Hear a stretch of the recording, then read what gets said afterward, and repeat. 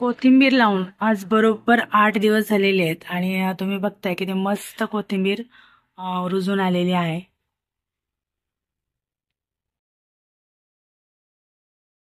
एकदम असे लाईन आलेले आहेत आणि इकडे सुद्धा आलेली होती, पण ते मांजराने थोडस पाय मारलंय आणि त्याच्यामुळे ते इकडची कोथिंबीर मेली, म्हणजे खणलं होतं थोडस त्याने.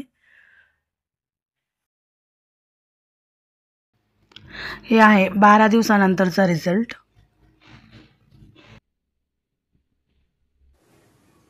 आणि आज कोथिंबिरीला 15 दिवस झालेले आहेत. बघा, छोटे छोटेशी अशी कोथिंबिरीसारखी दिसणारी पानं सुद्धा वरती यायला लागलेली आहेत. आणि आणखी 3-4 दिवसानंतर ती काढायला सुद्धा येणार आहे आपली कोथिंबीर. इथे या कुंडीमध्ये सुद्धा राहिलेले धने मी टाकलेले आहेत, मस्त रुजून आलेले आहेत. पुदिना हा आपण विकत आणला आणि तो वापरून झाला की त्याचे जे देठ आहेत ते आपण टाकूनच देतो. आणि टाकून दिलं तर त्याचा काहीच उपयोग होत नाही, म्हणजे ते वेस्ट जातं. पण तेच जर काही देठ आपण लावले तर आपल्याला नेक्स्ट टाइमला पुदिना हा विकत आणावा लागणार नाही. आणि आपण जे देठ म्हणजे जे टाकून देणार तर तेच लावल्यानंतर आपल्याला त्याच्यापासूनच पुदिना हा नेक्स्ट टाइम मिळणार आहे. म्हणजे नेक्स्ट टाइमला तुम्हाला विकत न आणता आणि तुम्हाला हवा त्यावेळेस वापरता येतो.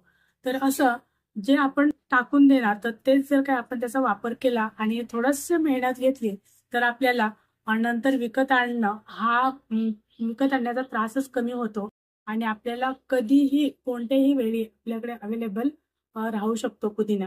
तर तो असा आपण देठापासून लावणार आहोत. तर कसा लावायचा तर ते आपण बघूयात. जशी आपण कोथिंबीर आपल्याला रोज आवश्यक आहे, तसंच आपल्याला पुदिना सुद्धा रोजच्या वापरामधला आहे. आणि तो जर का आपण घरच्या घरी लावला आणि उगवला ऑर्गॅनिक पद्धतीने तर आपल्याला कधी हवा त्यावेळेस आपण तो घेऊ शकतो, वापरू शकतो जेवणामध्ये. त्याचं कोणतंही सरबत केलं तर त्याच्यामध्ये तुम्ही पुदिन्याची पानं जर काय टाकली तर त्याला एक मस्त असा सुगंध येतो. बघा, हातात घेतल्यानंतर सुद्धा मस्त असा वास येतो याचा. तर पुदिना हा आपल्या शरीराला सुद्धा आवश्यक आहे, आरोग्यदायी आहे. जर तुम्हाला अपचन किंवा पोट फुगत असेल, ऍसिडिटीचा त्रास होत असेल तर त्यासाठी सुद्धा पुदिना हा अत्यंत गुणकारी आणि उपयोगी आहे. पुदिना हा थंड प्रकारातला असल्यामुळे उन्हाळ्यामध्ये तुम्ही पुदिन्याची चटणी किंवा कैरीच्या पण्यामध्ये जर काय पुदिना टाकलात, कोणत्याही सरबतामध्ये जर काय पुदिना टाकून घेतलात तर ते तुमच्या शरीराला थंडावं देणारं पेय ठरतं.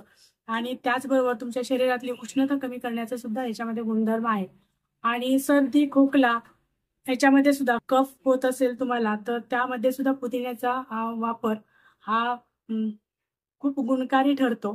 तर असा सर्व गुण संपन्न असणारा पुदिना अ, आपण जर काही घरच्या घरी लावला किंवा तुम्ही सॅलड करत असाल तर सॅलडमध्ये सुद्धा तुम्ही पुदिन्याची पानं किंवा पुदिन्याचे असे कट करून असं बारीक चिरून तुम्ही टाकू शकता.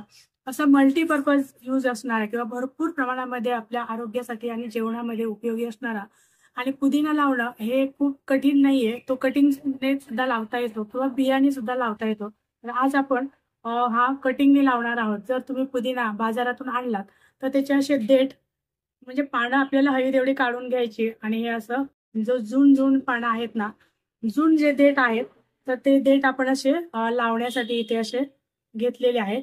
असे मोठे मोठे असतील, जाड देठ असतील ना तर त्याची पानं सगळी काढून आपण आता ते लावणार आहोत. तर असं मी एवढा घेतलेला आहे. तर आता ह्याच्यामधलं बघूयात किती रुजून येतात ते.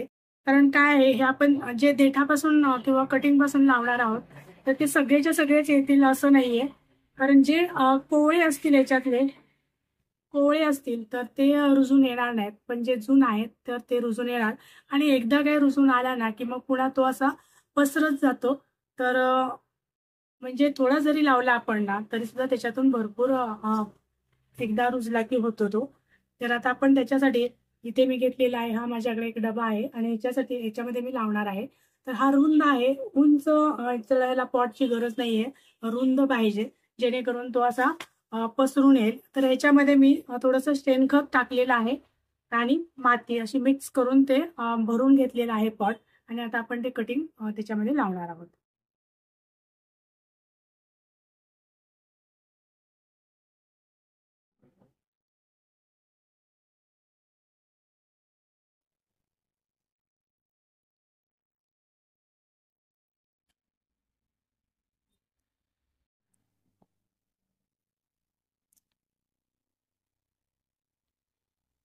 तर असं आपण पुदिना हा लावून घ्यायचा आहे आणि याला फक्त पानं येणार आहेत, त्यामुळे फक्त नायट्रोजन युक्त खत आपण याला घालायचं आहे. तुम्ही चहा पावडर घालू शकता, डाळ तांदूळ धुतलेलं किंवा भाज्या धुतलेलं पाणी, कडुलिंबाची पेंड, त्यानंतर तुम्ही ह्याची मोहरी पेंड, हे जर काय पाण्यामध्ये मिक्स करून लिक्विड खत तयार करून घातलं तर पुदिन्याची वाढ ही लवकर आणि चांगली होते. चहा पावडर पण तुम्ही घालू शकता, तसंच भाज्या धुतलेलं पाणी सुद्धा तुम्ही त्याला वरचेवर घालू शकता. खूप खताची काही गरज नाही आहे. व्हिडिओवरती नवीन असाल तर प्लीज चॅनलला लाईक, शेअर आणि सबस्क्राईब करा आणि सपोर्ट करा. आता हे मी 4-5 दिवस हे सावलीमध्ये ठेवणार आहे आणि थोडंसं याला चांगला रुसून आला, पानं आली, मग नंतर तुम्ही उन्हात ठेवला चालेल. पण याला मॉइश्चर हे सतत राहायला पाहिजे कुंडीमध्ये, त्यामुळे पाणी वरचं सुकेपर्यंत थांबायचं नाही. थोडंसं ओलसर असताना जरासं पाणी घालायचं.